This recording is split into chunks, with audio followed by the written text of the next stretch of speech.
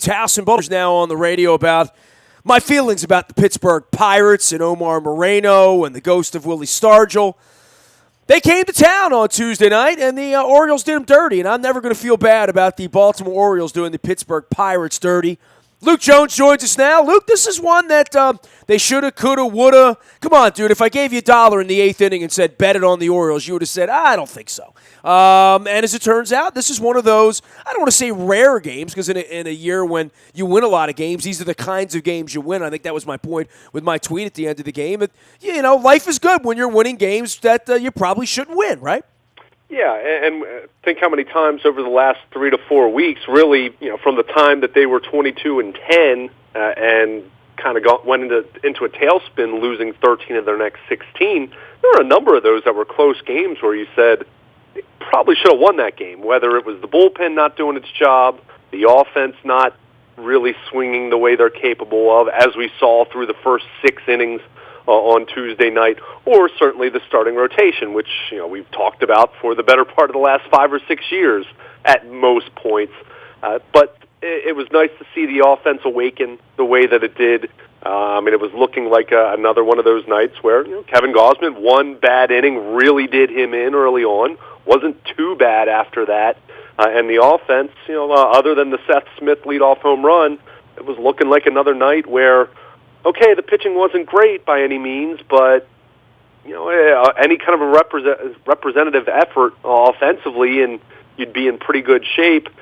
And then they started hitting home runs, and Jonathan Scope specifically hit 2 home runs and hit an absolute bomb in the bottom of the 9th inning. There was no doubt about that one, pretty far up into the bleachers towards center field.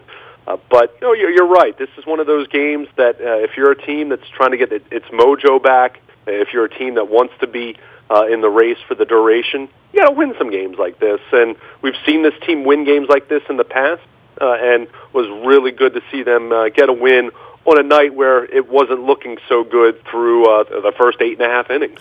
Well, and in the case of Trumbo getting the game winner, in the case of Scope, a lot of the bats contributed to this thing, and you looked up and you're like, well, they're going to lose. Well, of course they're going to lose. It's 4-1, and they haven't hit the ball. You score 1 run. Gary Thorne said something as Gausman exited in the 7th inning. He said, well, he gave him a chance to win, and I'm thinking, well, did he? It was 6 innings and 4 runs. He got him down early, and I'm like, well, he only gave up 4 runs, and I don't know. In the modern vernacular, it's not very good. 4 runs, and you could do the math on that, and do the earned run on that, going around 6. But at 4-1, when you only score 1 run, and the pitcher leaves the game in the 7th inning, he did kind of give you a chance to win. He gave you a chance to win, and I almost tweeted something sort of snarky. I sort of looked at it and I thought, all right, well, when you score 1 run, you're never going to win, period. So. And then they come back, and so Gausman really did give him a chance to win, right? Yeah, and again, it wasn't a good performance. I don't think anyone wants to hear that, and I don't think Kevin Gausman. He didn't say that after the game in the clubhouse, but you looked at it, and that 2nd inning, the first 2 hits he allowed weren't hit hard whatsoever. Then the problem is he got ahead 0-2 on McCutchen and Jaso, and he gave up run-scoring hits in those spots. So, I think where we are with Kevin Gausman, he's certainly pitching better now than he did over the first 6 weeks of the season. I think we can all agree on that. He couldn't be much worse than he was. That was Ubaldo Jimenez territory, quite frankly, as far as the way he was trending. And he's been better. He's still not where he needs to be. I think that's obvious. And you look at the final line, and you do say, well, he gave up 4 runs over 6 2/3, but only 1 walk. I like seeing that. Didn't see him give up an abundance of hits, as we've seen in even some of his better outings. We've seen him go 6 innings, but he gives up 11 hits and walks a few, and the whip is just through the roof. So, is it progress? Sure, I guess, maybe. The ERA still 4 runs over 6 2/3. His ERA did come down slightly, I guess, but you're right when you're talking in the context of knowing where this rotation is as a whole, knowing he had pitched into the 7th inning. It's 4 runs, yeah, but the way this offense is supposed to be clicking, that should be realistic to be able to win. And they were able to do it late. You'd like to do it much earlier, and I guess you give Ivan Nova some credit because Ray Searage, their pitching coach, has done a heck of a job turning him around going back to last year after seeing what he was in New York over the last few years. But at the same time, this wasn't Chris Sale on the mound. This wasn't David Price on the mound. You need to be able to do more, and for the Orioles' sake, good to see them be able to do that. And, not that Gausman deserved a win by any means, but I guess get him off the hook for a loss at the very least. He is Luke Jones. You can follow his journey, Luke, at WNST.net. That's the way to reach him. He's also out on Baltimore, Luke, on Twitter as the Orioles continue this ever so short series with the Pirates, then the Nationals, then the Yankees. A different team every night here the rest of the way, and certainly for the Pirates, I talked a lot about them, and I've been beating up on the Penguins a little bit as well. But, that was the kind of effort for them on the road that they need to win, right? I mean, you blow a 4-1 lead in the eighth inning, that's not a real good vibe either. And, this is a choppy team here, dude, right? I mean, when your best players are getting thrown out of the league for popping a dirty P test, your cleanup hitters over in Korea drinking and driving and can't get here, and then they don't have any money on top of that. They're sort of at the end of their little flare that they've had the last few years, and the Orioles better beware because that's a cautionary tale for them because the Orioles and the Pirates and the Royals, all these teams that seem to have peaked over the last 3 or 4 years, they're all sort of teetering a little bit right now. Maybe the Orioles are in better shape than any of them and certainly have more young stars than they do, and especially with Scope being one of those guys. Yeah, and it's one of those situations, for each of those teams. You think about the Orioles in 12, you think about Kansas City, really, two-thirds of the way through 2014 is when they turned it on. And Pittsburgh, going back to 2013 was the first year that they kind of took off. It's almost like you start winning out of nowhere, at least looking from it from afar. And it can end very, very quickly. And, Kansas City, they've had their moments this year, but overall have not been a good baseball team whatsoever. Pittsburgh, same way. The Orioles have had their moments this year, but we've seen them go through their struggles. So, Pittsburgh, you didn't even mention Andrew McCutchen, who, has been their Adam Jones, their face of their franchise, a former MVP, guy who's been a really, really good player for a while. There's been all the talk about, how he was originally going to move to right field, then Marte gets popped for PEDs, and he moves back to center, gets off to a terrible start. They'd like to trade him. They tried to trade him in the offseason. They're going to trade him. I don't think there's any doubt about that. Well, the problem is right now is you need him playing at a high enough level where someone wants to trade for him. I can say that about Machado right now, too, by the way. But, that's true.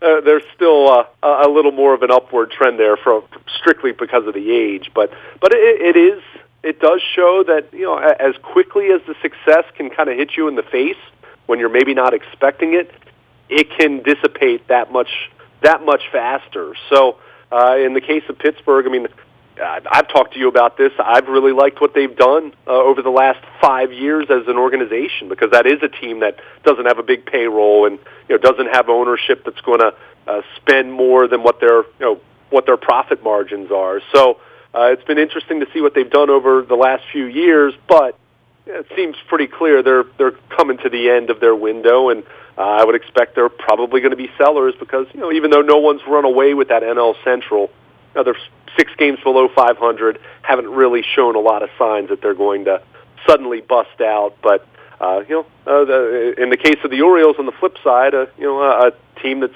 they played better than the Pirates, they played better than Kansas City, certainly. And when you look at some of the things that the Orioles have dealt with, it still does give you some hope that the worm could turn a little bit in a positive direction and can get themselves in position where they can continue to compete in this division. Well, we know the pitching's going to be shaky around here. We just know that. You can see the names, and you can see there's no cavalry. But the bats being shaky the first 2 months, we've talked so much about this, but Scope is now getting into some sort of a groove, and I've been praising him here on the radio. I've been praising him out on the Internet. He's the guy they should be concerned with. Let's keep him around here for a little while because we can afford him and we could back up something that looks like a Brinks truck that he might accept in that sort of Adam Jones. Or in the case of McCutchen, you talk about him, that when younger players take a deal, they stick around a little longer. Scope's going to be one of those guys going to get $100 million out in the market. And more than Machado, he looks like he's gotten better the last 2 or 3 years. And I don't know the Machado. I mean, it's hard to get better than Machado was. I'll agree with all that. But you can only go backwards once you get so far. Once you're hitting 320 and you're capable of hitting 35 or 40 bombs, then how do you get better? And in the case of Scope, he did not have a good eye. He swung at a lot of bad pitches. He didn't take walks. He's getting better, a little bit better every day. And that I love to see that in young players. Yeah, Manny Machado is still the better player. Fine. I don't disagree with that.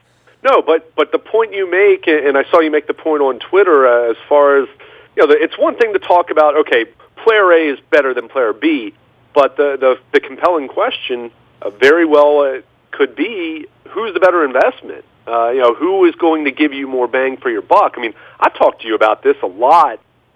Taking the Orioles out of the equation, I mean, the idea of 9-figure contracts, most of the time, go back and look over the history of the last 20 years when we've started talking about this, going back to Alex Rodriguez pretty much.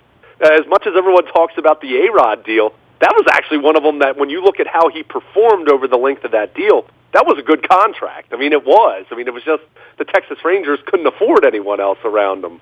But you look at most of these deals, and when you get into the territory that Machado and Harper are going to be into, and some of the other young players, think about the money Carlos Correa is going to get, and you just go down this list.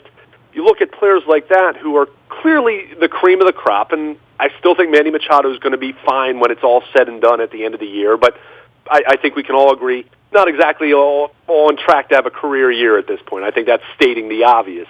But in a case like Scope, where he's got there's some dents in the armor there. I mean, we've talked about his range at second base. I still am skeptical that he's going to be there long term because of that. But he's got the arm that he could easily shift over to third base. I mean, in fact, he played that position briefly, if you remember, when he was called up in 2013, 2014, and he is someone that you're seeing make some strides. I mean, we've talked about this a lot. I mean, he's not going to be a guy who walks 75 times. We know that. That's not Jonathan Scope. But incrementally, he's walked a little bit more this year. Even if he's not walking, you're seeing more disciplined at bats. You're seeing a guy willing to go the other way. You're seeing a guy adjusting to what a pitcher's trying to do from him against him at bat to at bat. And we've seen him have consistent power. I mean, this guy's leading the team in slugging percentage. So it's been really fun to watch that progression, especially when you think back to where he was in 2014, where he was basically on this team just because he played good defense at second base, hit a few homers here and there, but otherwise gave them really little offensively. And now he's been a guy that hasn't been hitting in the heart of the order, but you can make the argument that he should be their number 3, number 4, number 5 hitter, the way that he's performed. So he's been their steadiest performer, other than those first 2 weeks when we were talking about how he and Hardy were struggling as much as they were right out of the gate. Well, Scope took off. We haven't seen much different from Hardy, but Scope has been their steadiest hitter. I mean, give Mancini a lot of credit as well. I mean, the way that he's hit, especially as a rookie, but Jonathan Scope, really take away those first 2 weeks, and he's been as consistent as anyone in that lineup, and it's been really fun to watch. And it will be interesting because he doesn't profile as a high on base percentage guy, because he you do wonder about the defense at second base because he's just such a big guy and the range is only going to diminish. Those are factors that are going to keep his price tag more in check, but when you have a second baseman who hits for that kind of power, a guy who has 30 home run power, he's going to get some money. He's going to get real money. And you do wonder, because of some of the improvements he has made, if whatever the number is for him, $100 million, $120 million, I don't know. I mean, considering how young he's going to be when he hits the open market, you're going to be talking about a long-term deal. This isn't a guy that it's going to be, a 4-year deal is not going to get it done, I wouldn't think, unless you're paying him a huge average annual salary. But, in the neighborhood of what he's going to get in comparison to Machado, it is an interesting question to say whether he would be a better investment, whether you're going to get more bang for your buck in that regard. You know, in the case of Machado, and I've talked about this week, and the slump, and I'm not even down on the slump. What I'm down on is he's going to walk out of here in 18 months, and the Orioles are going to get nothing but a draft pick, right? So, yeah. To me, that's not acceptable, right? So seeing the Chris Sale deal last year, seeing teams get start to look at that. The Orioles have never been that team, and I don't know, with the owner being as goofy as he's been over 25 years and sort of this want to win, but I don't believe they can win the World Series this year. I just don't. I mean, I don't think they can win the World Series. I didn't think that in the offseason. We're, a third of the way there now. I don't think they can win as constructed. I don't think they're going to do anything to improve their team that's not already in their clubhouse. I think other teams like the Yankees, the Red Sox, the Astros, pick 8 other teams that are going to make deals in the next 6 weeks that make their team better on August 10th than it is on June 10th. And I look at it and say, well, what's the real plan here? Is the real plan here just to sell some tickets, cash your mass and money, give it a good go, try to win 87 games this year and sneak your way into the wild card and, get yourself a wild card win and play a little bit? I don't think this team's constructed to win a World Series this year. Now, that being said, in any other organization, if it weren't the hallowed Manny Machado, he weren't a career player and the first career player to come through here in 30 years, that they would consider making a move. I mean, the Chicago White Sox fans had to suck it up on Chris Sale. They dealt their best pitcher in the same way the Orioles dealt Bedard a decade ago, right?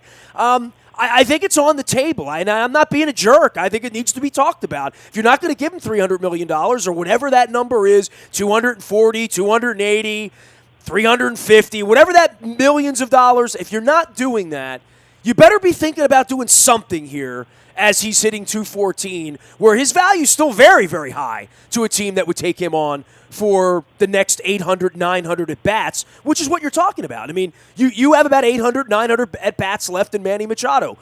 Do you want them, or do you want to deal them off for 5 prospects? I don't know. I'm not saying they're going to do that. I'm saying it's almost foolish for me to be talking about it because they're not going to do it. But I think good teams think about that. The same way that, and I know you're too young to remember this, but back when the Nationals came along, I talked every day about moving to the National League and how that would have been better for the Orioles to be in a division with the Phillies and the Braves and the Mets as opposed to the Yankees and the Red Sox. Now, the Orioles have held their own, but it still would have been a better franchise in the National League if you're trying to win.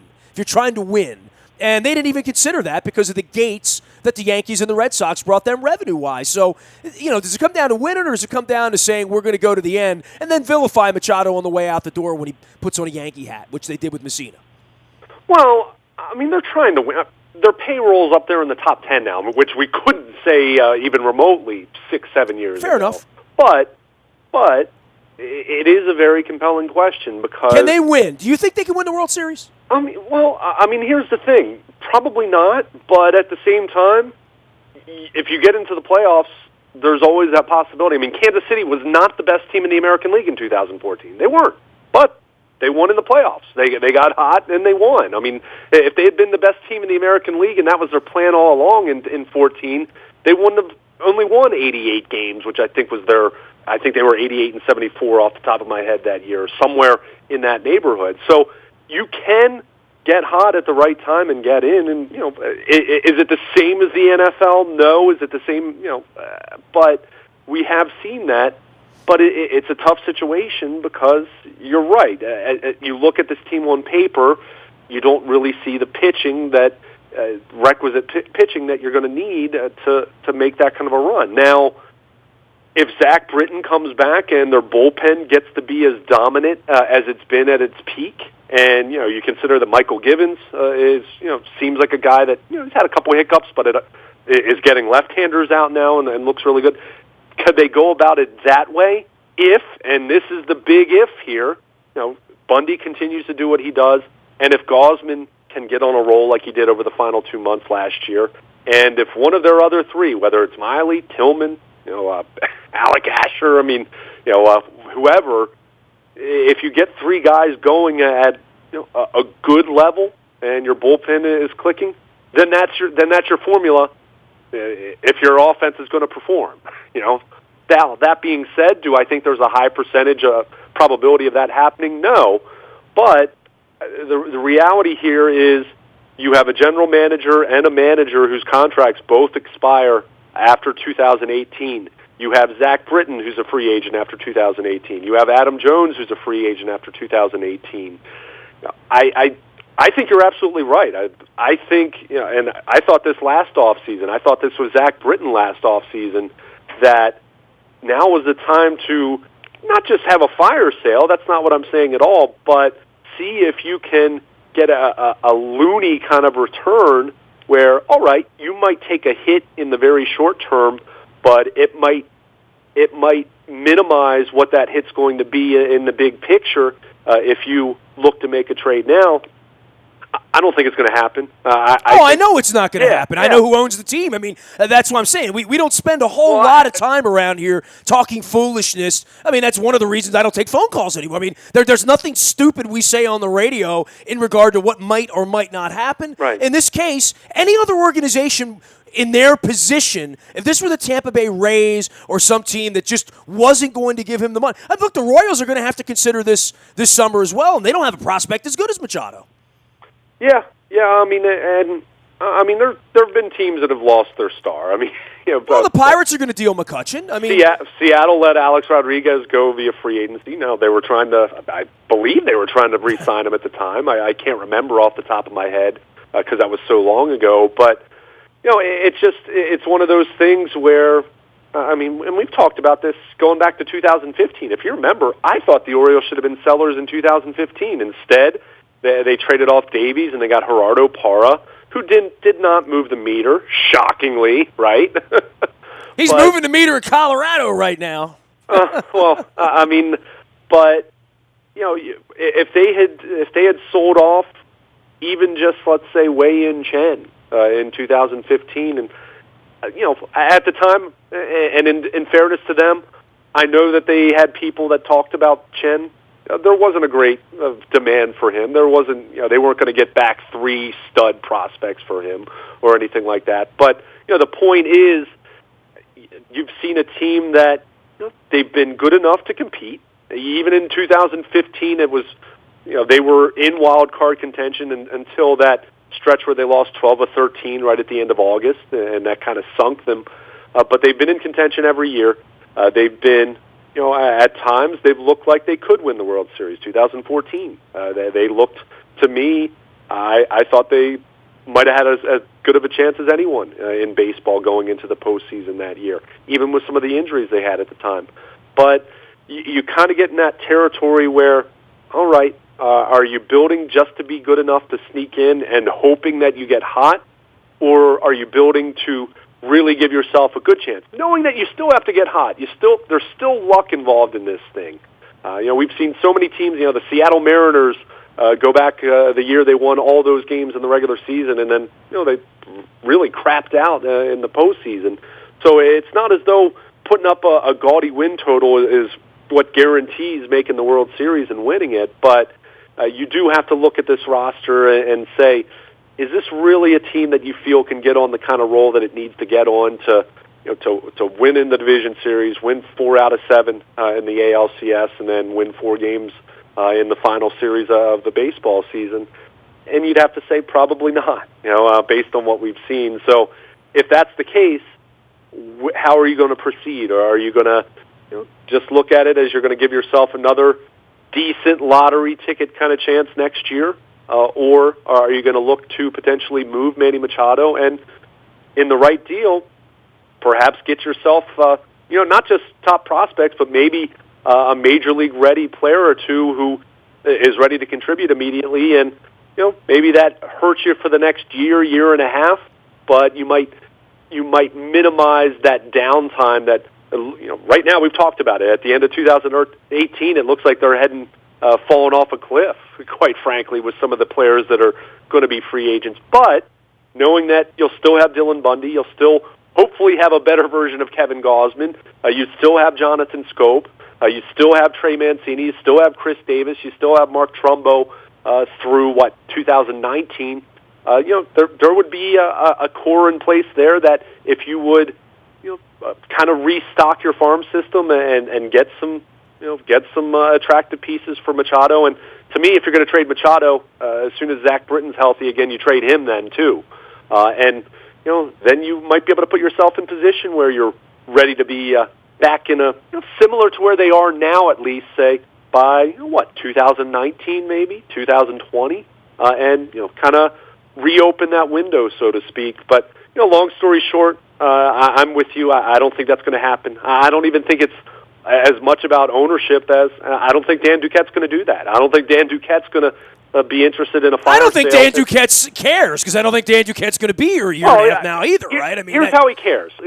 He wants to do well enough over these this final season and a half that he's going to put himself in a position to run the Tigers or whatever, presumably run another organization. Sure. And he's done a good job here. I mean, would I say best executive in baseball? No. I would say the best executive the Orioles have had since Hank Peters because he somehow kept his mouth shut about the old man and all the crap. So's Buck. I mean, the one thing about Duquette and Buck Showalter in this era of political firestorm that we're dealing with here, neither one of those guys has ever talked out the side of their mouth about the old man in progress. And I tell you what, Andy McPhail, same thing. But I promise you that they are dealing with the same handful, probably even worse as the old man gets older to some degree and is without winning but has a lot of money, that it can't be easy to be dealing with the old man. I mean, I don't know what else to say. I mean, they deal with him, and they never talk about it. It's like he's dead. It's like he's not here. It's not like he's not in control when every time Chris Davis comes up to bat, the only reason Chris Davis is batting is because the old man decided to give him $150 million,